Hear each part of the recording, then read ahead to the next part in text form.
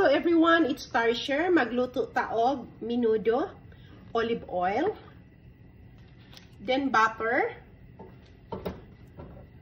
Version ko to. And then, ilagay ko na yung sibuyas. Sabay ko na yung bawang. Just add the garlic. Kaya maraming niluto ko ng minudo dahil pamigay ko siya. Ipanghatag ni nako. Ibutang na nako ang karne. Belly ang gamit ko. Kaya ganyan ang itsura dahil nga binlance ko na siya ng vinegar.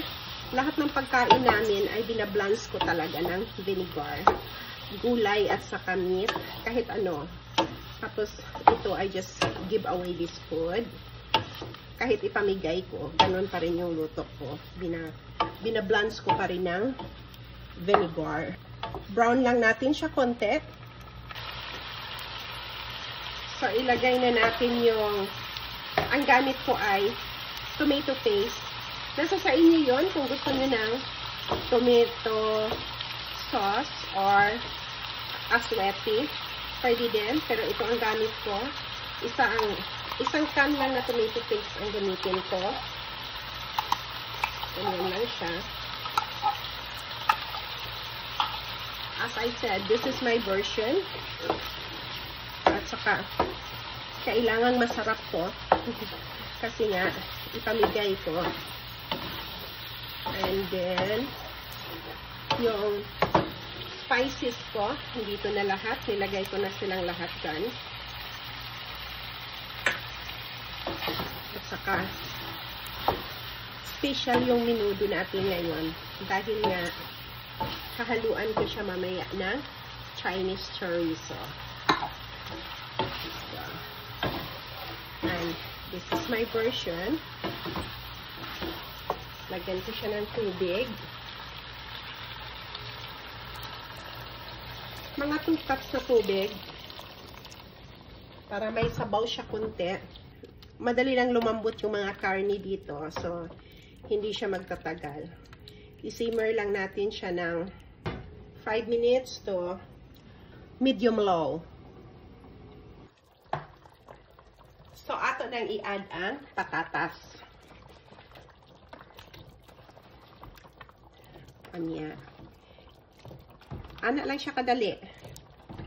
Daghani siya kaayo kay. As I said, I just give this food, all of them. I-mix ko lang siya. And then, ilagay ko na yung carrots. Anya.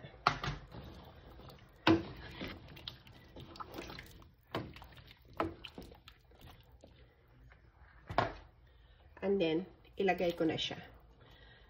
Pasas. So, optional din yan. Nasa sa inyo din yan kung lagyan nyo. And then,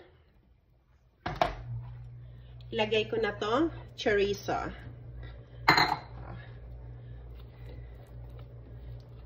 Tapos, sa ibabaw ko na to. And then, i-simmer lang natin ng 5 minutes.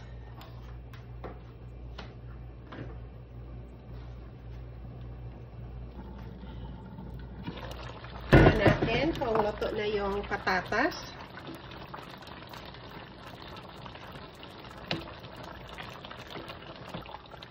Tama lang siya.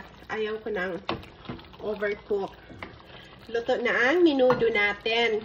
Mangaon na ta. Daghang salamat sa tanan. Thank you so much for watching. Bye for now.